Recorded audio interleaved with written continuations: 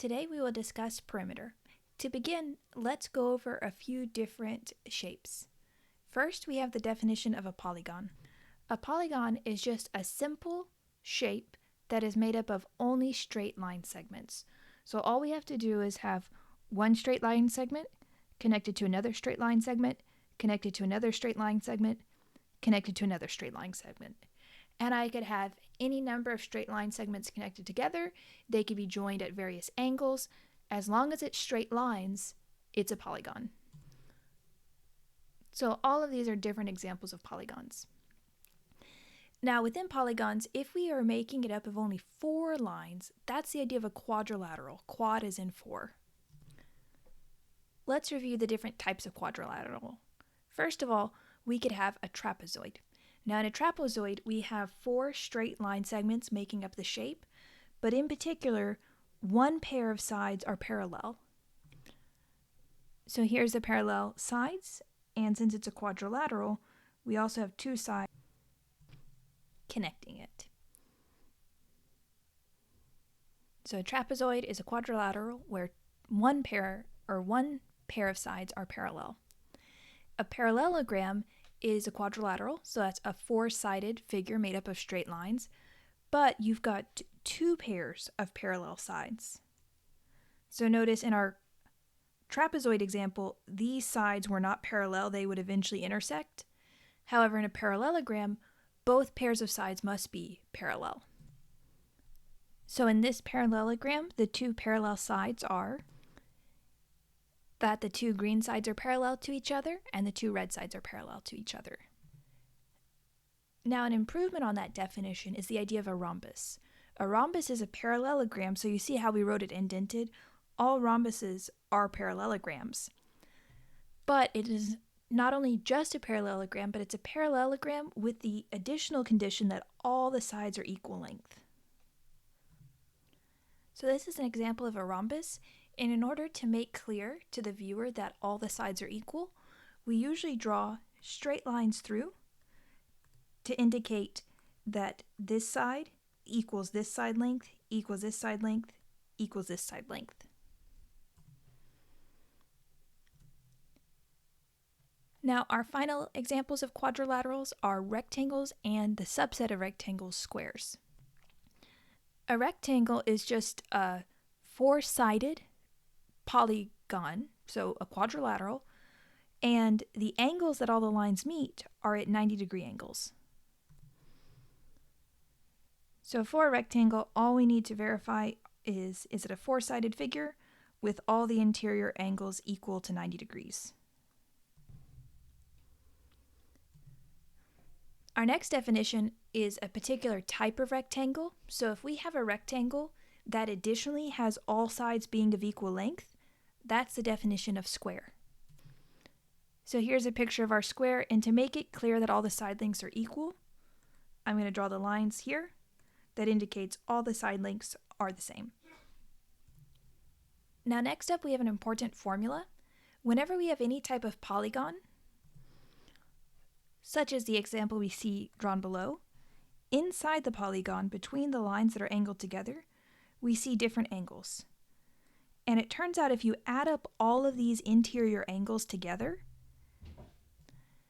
then the sum of the measures of the interior angles of the polygon, based on the polygon having insides, is n minus 2 times 180. So how would we use that here? This polygon has 1, 2, 3, 4, 5 sides. So as it has 5 sides, I know the sum of all of the interior angles will be equal to 5 minus 2 times 180. Now that is 3 times 180, which is equal to, so the sum of the interior angles is equal to 540 degrees. So once again, the formula tells us if you add up all the interior angles to any polygon, it is always equal to the number of sides of the polygon minus 2, then multiplied by 180. So let's use this formula in the upcoming example.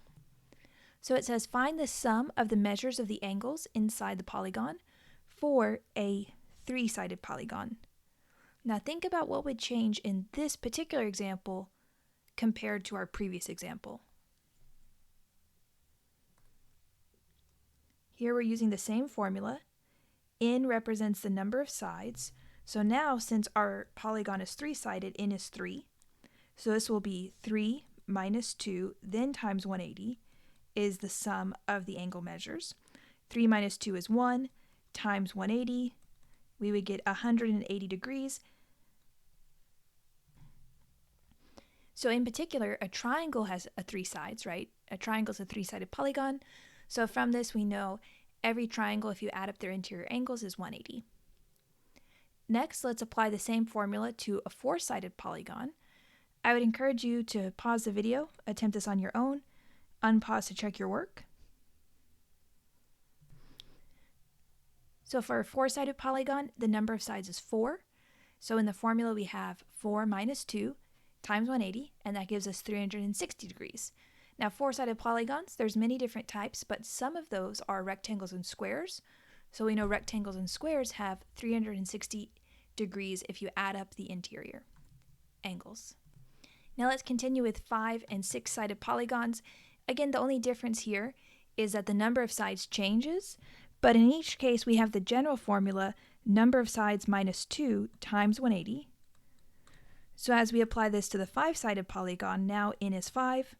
So we have 5 minus 2 times 180. That's 3 times 180, which is equal to 540. And then our final example, 6-sided polygon, so n is equal to 6.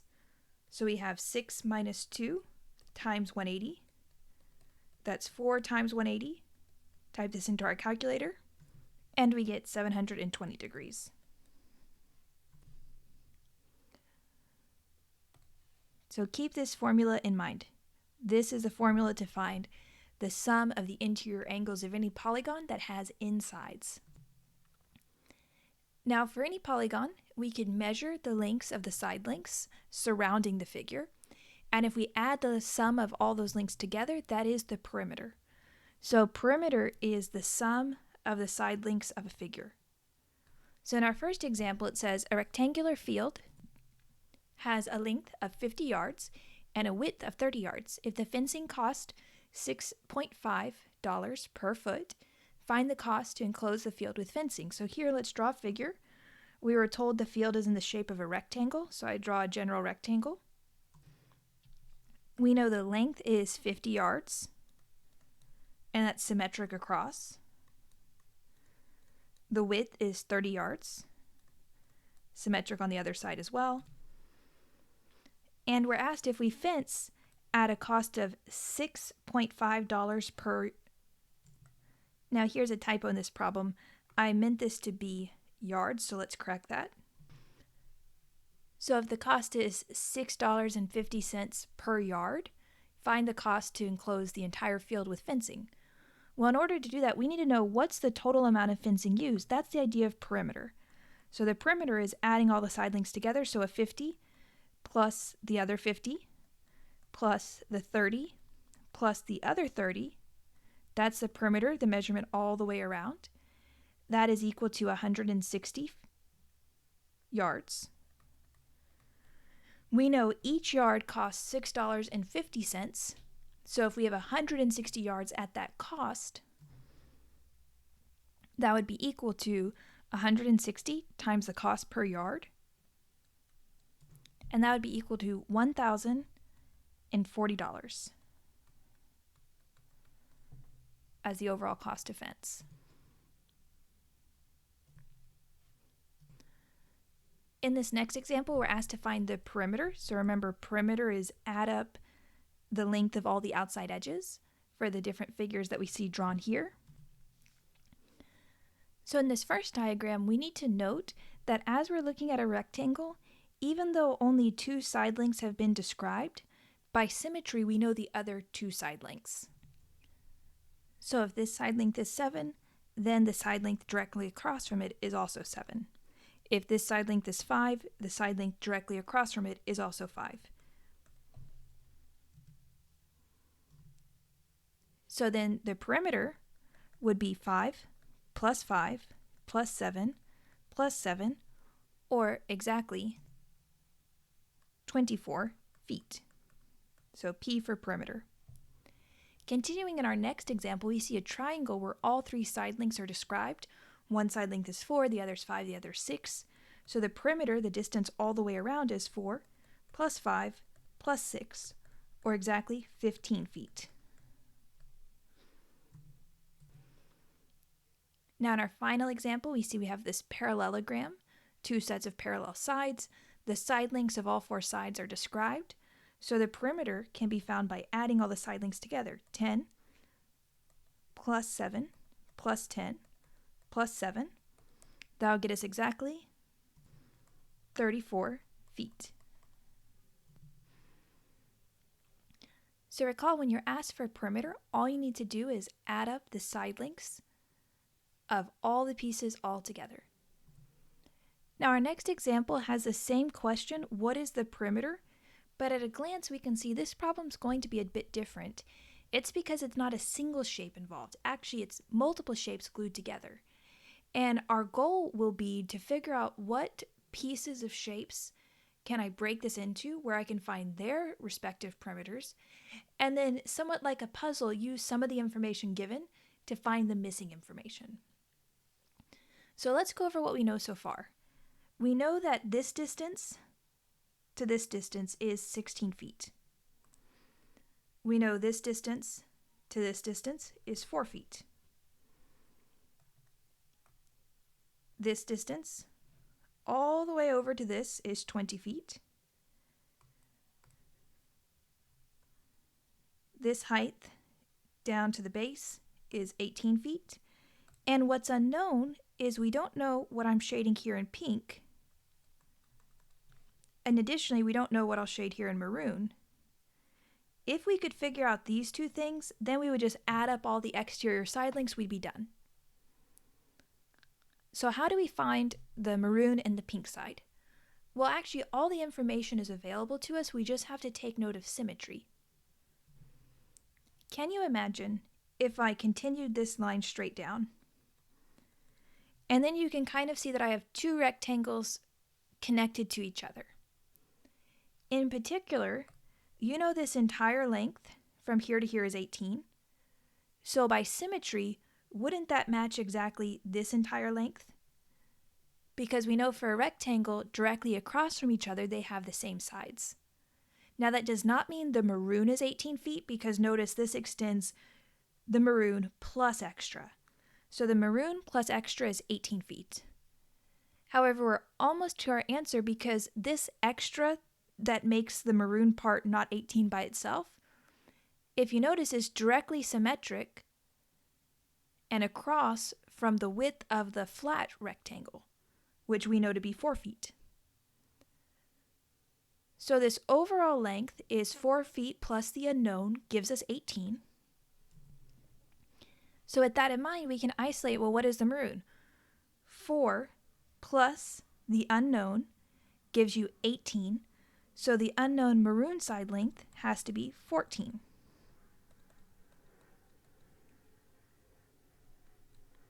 Now all that's left to find is the pink, and we're going to do a similar way to what we've just done.